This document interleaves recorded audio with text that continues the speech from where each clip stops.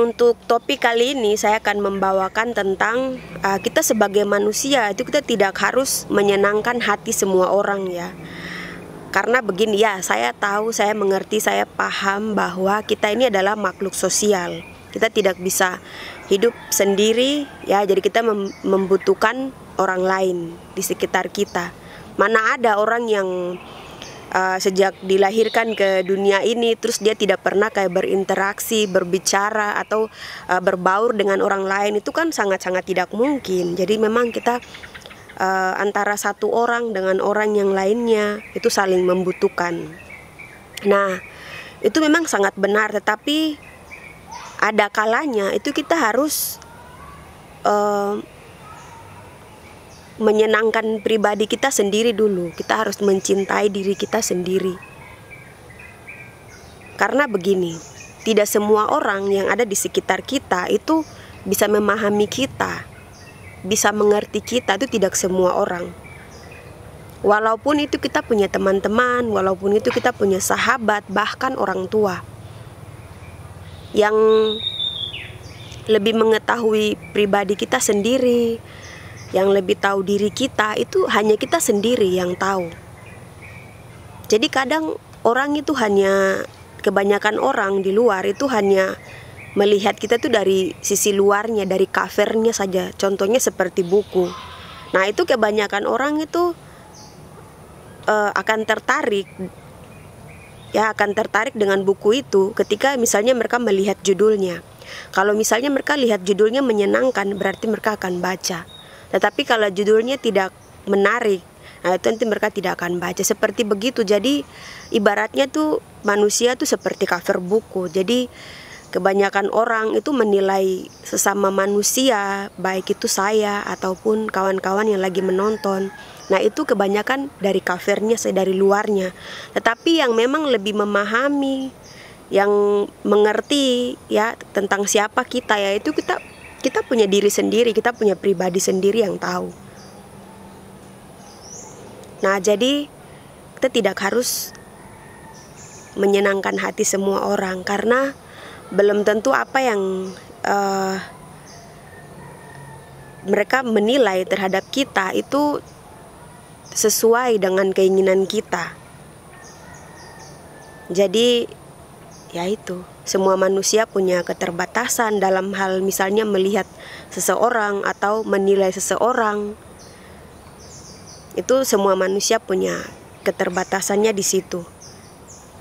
Terus ditambah lagi kita manusia ini unik karena mempunyai, antara saya dan juga teman-teman yang lagi menonton itu mempunyai sudut pandang yang berbeda-beda.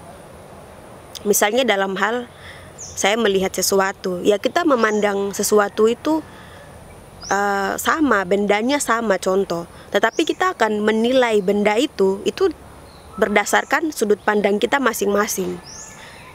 Begitupun juga dengan kita menilai seseorang itu. Misalnya saya menilai menilai seseorang, wah dia ini baik, dia ini cantik, dia ini pintar, tetapi belum tentu orang lain menilainya seperti begitu. Misalnya, siapa yang bilang dia ini malas, dia ini tidak pernah baca buku, atau dia ini tidak pernah berbaur dengan yang lain. Jadi orang itu memang akan menilai seseorang dari sudut pandangnya mereka. Begitu guys. Jadi ya, marilah kita melakukan segala sesuatu itu atas dasar kemauannya kita. Jadi bukan atas dasar kemauan dari si A, si B, si C, bukan. Tetapi apa yang kita merasa bahwa itu benar, itu patut untuk dilakukan, ya kalian lakukan saja begitu, tanpa harus menunggu penilaian dari orang lain. Dalam contoh misalnya kita berkarya, kita membuat sesuatu, terus orang lain menilai, wah kenapa dia ini cuma buat ini, yang lain lebih dari dia, terus kenapa dia terlalu sombong, apa ini hasilnya nih, ini amburadul, ini hasilnya kurang bagus ini. hasilnya tidak baik ini. Nah, itu dari sudut pandangnya mereka. Bahkan hasil karya yang kita rasa bahwa ini bagus, belum tentu di mata orang lain itu bagus. Jadi pada prinsipnya semuanya kembali ke kita. Jadi kita harus menyenangkan diri kita, pribadi kita dulu. Setelah itu baru kita bisa menyenangkan orang lain. Ya. Nah, terus mengapa kita tidak harus menyenangkan semua orang? Nah, di sini saya ada siapkan 5 poin ya. Alasannya. Jadi yang pertama, itu kita harus belajar jujur ya. Kita harus belajar jujur dan menjadi diri sendiri. Belajar jujur dalam artian, misalnya ketika kita tidak menyukai sesuatu yang mungkin kawan-kawan atau seseorang itu sampaikan ke kita. Nah, contoh kecilnya itu seperti misalnya, pembahasan topik ini mungkin saya sudah jelaskan di video yang satunya ya, tapi saya akan mengambil contohnya lagi. Misalnya kayak warna baju ya. Sebenarnya kamu tuh suka warna baju merah, tetapi teman kamu ini menyuruh untuk warna baju merah ini kurang cocok buat kamu, jadi kamu harus pakai baju warna hijau. Nah, kalau kawan-kawan tidak suka atau tidak merasa bahwa itu cocok, kalian harus jujur pada diri kalian sendiri dan juga pada teman-teman kalian yang tadi ada sampaikan itu, bahwa kalian sampaikan begini, aduh itu benar juga kawan, tetapi tidak apa-apa karena memang warna merah ini juga warna favorit saya atau warna kesukaan saya, jadi tidak apa-apa, saya akan menggunakan ini. Jadi kalian harus jujur terhadap diri kalian sendiri, terhadap seseorang itu atau terhadap lingkungan kalian. Jadi kalian harus terbuka dan jujur pada diri kalian sendiri. Atau saya juga ya, harus belajar jujur. Kalau ya, kalau tidak, tidak. Kalau kalian tidak suka, ya tolak. Tapi cara penolakannya itu harus dengan sopan santun. Jadi harus begitu ya kawan-kawan. Nah, dan menjadi diri sendiri. Belajar, yang tadi poin pertama adalah belajar jujur dan menjadi diri sendiri. Harus itu, harus belajar katakan ya kalau kalian suka, dan kalau kalian tidak suka harus katakan tidak. Nah, terus poin yang kedua itu adalah berbeda pendapat dalam suatu hubungan ya, itu sangat wajar. Jadi kalian jangan merasa bahwa aduh ini dia tidak sependapat dengan saya, jadi saya harus menarik diri, saya harus cari orang lain yang sependapat dengan saya. Oh tidak. Jadi kalian mau cari model orang yang manapun, semua orang tuh punya kekurangan dan kelebihannya masing-masing. Jadi kalian tidak pernah menemukan seseorang yang sempurna, seseorang yang harus sama dengan pandangan kalian, itu tidak. Jadi semua orang itu sangat berbeda-beda dan sangat unik dan punya sisi kelebihan dan juga sisi kekurangan. Jadi sangat wajar. Misalnya kalau kalian berdiskusi, kalian lagi cerita. Nah, terus kalau kalian tidak sependapat dengan apa yang dia sampaikan, kalian langsung sampaikan saja. Sebenarnya begini, saya tidak sependapat. Sebelumnya maaf kawan, maaf teman. Sebenarnya kalau boleh jujur, saya tidak sependapat dengan apa yang kawan sampaikan. Karena begini. Jadi alasannya itu harus jelas. Karena begini. Dan juga dalam hal memberikan jawaban itu harus apa adanya. Jadi tidak boleh kayak dibuat-buat begitu juga. Nah, itu poin kedua ya. Nah, kemudian poin yang ketiga itu kita tidak bertanggung jawab atas masalah yang seseorang itu hadapi. Jadi masalahnya dia ya masalahnya dia, tetapi kalau semisalnya kita hadir untuk membantu dia, untuk menghibur dia ya, atau misalnya kayak teman kita yang lagi dalam masalah, lagi mempunyai konflik. Nah, terus kita datang, kita membantu, kita menghibur. hanya sekedar itu. Tetapi kalau masalahnya dia, ya masalahnya dia. Kita tidak bisa kayak langsung masuk masuk dalam masalahnya dia. Begitupun juga dengan saya. Ketika misalnya saya ada dalam masalah, terus ada teman-teman saya datang, nah mereka hanya bisa untuk memberikan masukan atau memberikan motivasi, memberikan dorongan supaya saya bisa kuat menghadapi masalah itu. Tetapi kita harus punya batasan diri juga. Kita harus punya batasan diri. Tidak sepenuhnya kita harus kayak memberikan waktu kita atau memberikan semua dari kita untuk dia. Itu tidak seperti begitu. Jadi kita harus memberikan ruang. Kita harus memberikan ruang, memberikan batasan-batasan terhadap diri kita sendiri. Ya kalau misalnya ada waktu kosong atau memang benar-benar hari itu kalian bisa untuk datang menghibur dia, ya tidak apa-apa, itu tidak jadi masalah. Tetapi ketika misalnya di hari yang sama terus kalian tidak bisa hadir, ya tidak harus dipaksakan juga. Jadi kita tidak harus 100% masuk ke dalam seseorang itu, ke dalam masalahnya seseorang itu. Tidak perlu sekali itu.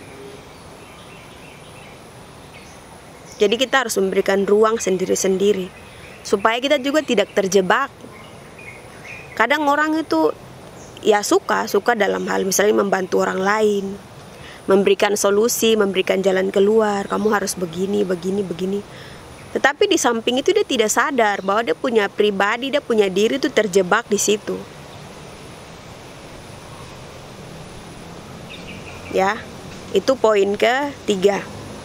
Terus poin yang keempat, seperti yang tadi saya sampaikan, poin yang keempat itu adalah kita harus mengutamakan diri kita terlebih dahulu.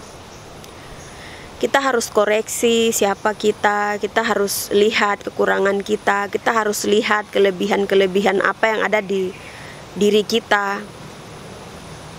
Kita harus mengenal pribadi kita 100% dulu.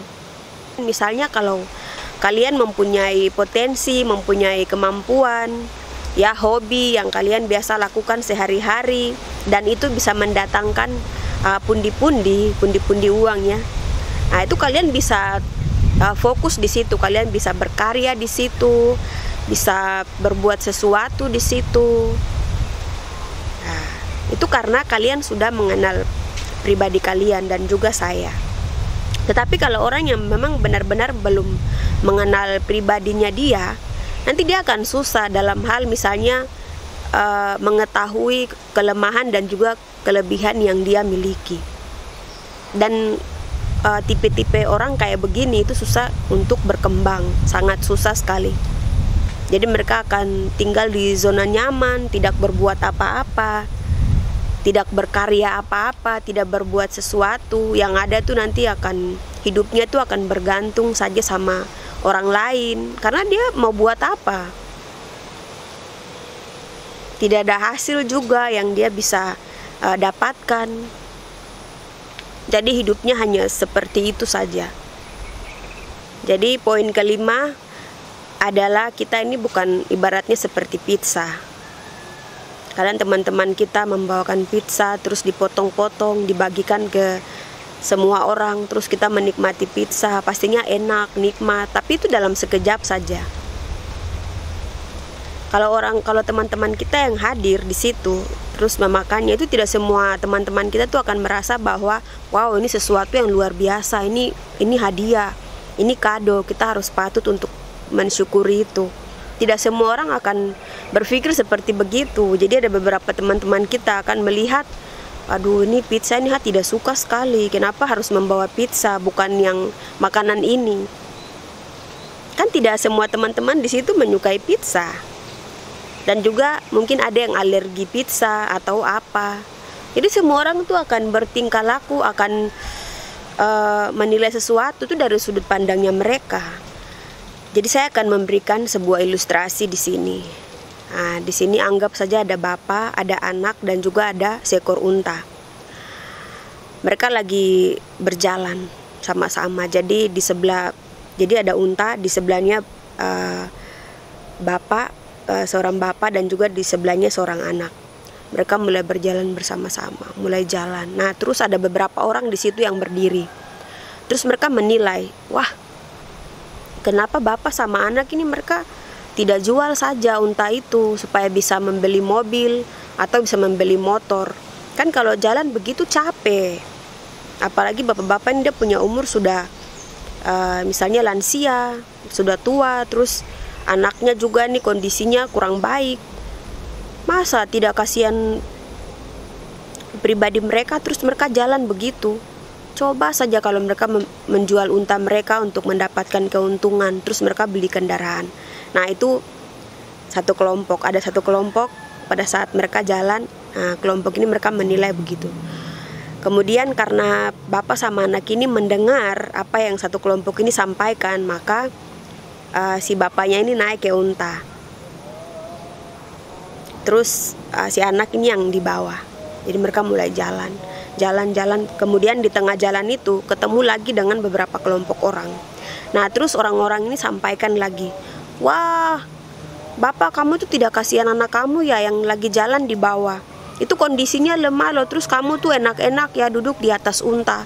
Kalau aku seperti kamu, pasti aku suruh anakku yang duduk di atas, terus aku yang di bawah. Aku rela berkorban seluruh tenaga aku untuk anakku yang di bawah.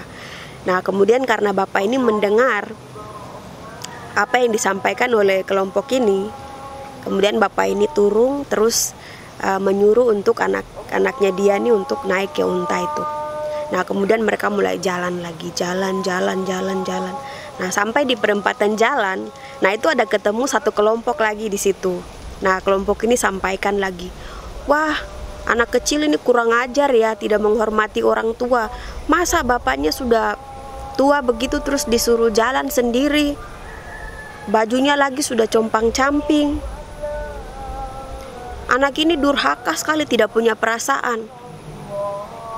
Kalau saya seperti kamu, saya pasti menyuruh bapak itu untuk naik ke atas unta. Nah, setelah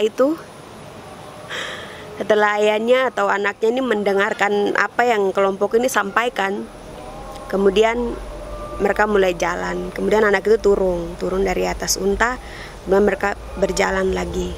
Sebelum jalan, si bapak ini dengan anak ini sama-sama naik ke atas unta. Terus mereka jalan lagi, jalan sampai di pertigaan jalan. Nah, itu mereka ketemu satu kelompok lagi.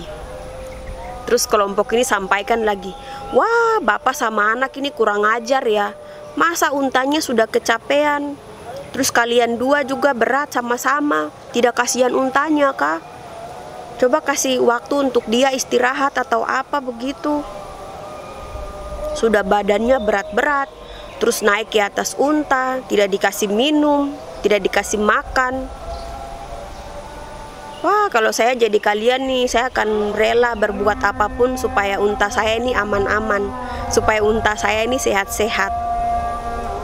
Nah, dari contoh yang saya sampaikan atau ilustrasi yang saya sampaikan, ya seperti begitu. Jadi kehidupan kita juga seperti begitu.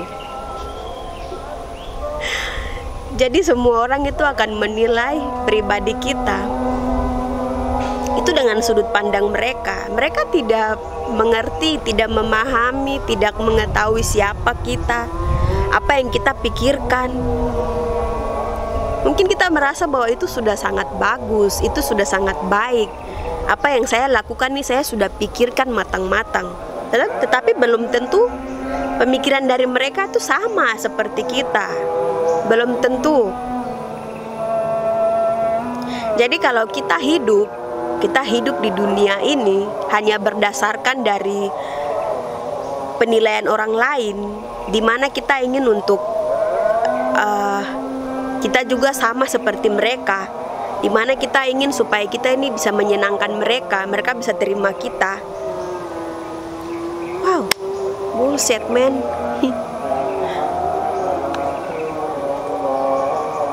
sangat tidak bisa ya guys. manusia itu akan hidup seperti begitu sampai nanti dia meninggal. Mungkin apa yang saya sampaikan, apa yang saya bagikan saat ini kepada kawan-kawan, itulah yang saya pikirkan. Itulah yang saya anggap, oh ini benar. Mungkin bisa memberikan dampak yang baik kepada pendengar, kepada teman-teman semua. Tetapi bagi orang-orang yang tidak menyukai saya, itu mereka akan menilai saya yang kurang baik. Ketika seseorang bertemu dengan orang yang orang tersebut tidak menyukai dia, itu dia akan memberikan respon yang negatif. Tetapi ketika orang itu bertemu dengan orang yang orang itu sukai dia, itu dia akan memberikan respon yang positif. Mari minum guys. Langsung hangat. Terima kasih untuk CSIS, untuk stainlessnya nih. Sangat membantu ya. Apalagi di saat musim hujan seperti begini, itu kan dingin. Nah terus ditambah lagi saya harus ke tempat yang seperti begini. Wah itu dinginnya 2 kali lipat. Makanya kita butuh yang hangat-hangat. Minum ya guys.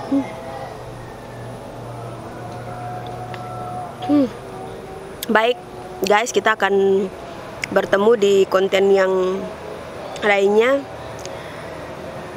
Oke, sampai jumpa. Woyo.